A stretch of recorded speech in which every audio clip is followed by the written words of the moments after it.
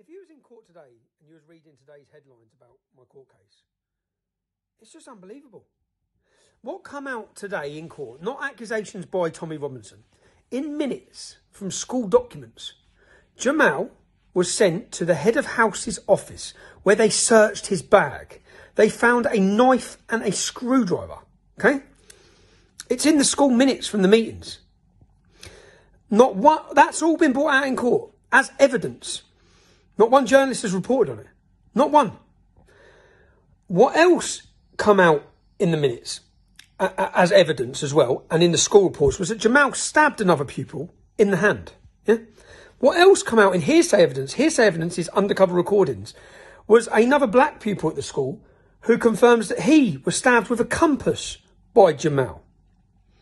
Multiple things came out. What else came out in minutes from a meeting? In minutes from a meeting, not me again, yeah? Jamal's father said that he would kill himself if his mother didn't get let into this country. Yeah? Jamal's father just said, I didn't say that. I don't know how that got in the minutes from the meeting. The police record says that they believe Jamal's father is manipulating the situation. All of these things came out today in court. None of them have been mentioned. Jamal on TV and in his statement says he doesn't break school rules. In his school record, he has 91 negative incidents, including physical aggression, truancy, lying, and abusive behaviour. Yeah, multiple of all of them. Yes, 91 instances in 12 months. When I asked Jamal, how does that school record correlate with someone who doesn't break school rules? He doesn't know. He was any of those things were where he was tricked. Tomorrow, in evidence, witnesses have travelled 200 miles. Multiple children, 5 children have travelled. 5 children who should never have to be put through the experience of being picked to pieces, giving evidence in the High Court, the Royal Court of Justice. Some of them just 15 years old now. You see, because what came out in evidence today that no one reported on, Jamal and his lawyers told the world he broke his arm when he was being bullied. What came out, Jamal's social worker from the council, a man called Kirkham Robinson, in his minutes, he says Jamal is not the innocent party he portrays himself to be. These are the people working for Jamal. The head teacher of the junior school said she investigated fully how he broke his arm, and they checked the police process because the police done an investigation, and all of them found that Jamal's account totally differed from every witness that was there.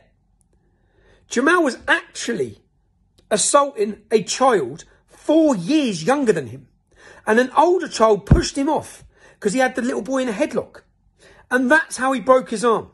The police investigation found, this has all come out in court, but you wouldn't know it because not one single journalist has reported 1 second of anything other than things that portray Jamal as the innocent victim and me as the big bad guy in this.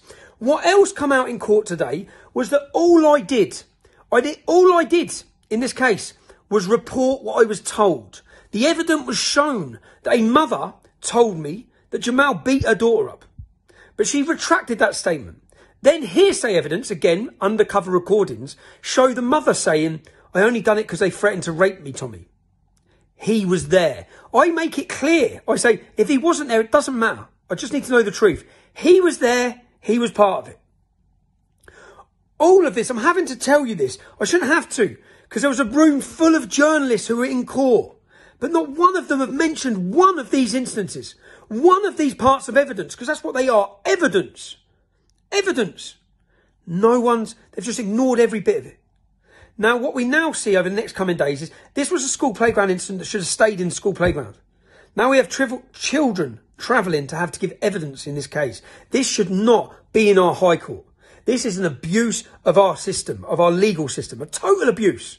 And I'm not saying it was totally Jamal. I believe he's totally been used in this. And by the opening of their case, which totally aims it all at me, everything's about me, it shows what this is about. This isn't about Jamal. This isn't about justice.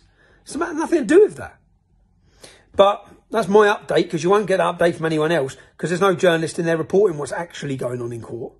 They're just waiting and they're hoping. And they're hoping. They're hoping that they're hoping like everyone else that it's too difficult to side with. If the judge rules correctly on the truth in this case, he's not siding with Tommy Robinson. He's siding with all of the witnesses that have travelled down to give evidence. He's siding with all of the evidence of minutes from meetings that show what's gone on in that school, that show Jamal wasn't the innocent party he portrays to be, that show that Jamal had a repeated aggravations at school. So anyway, that's just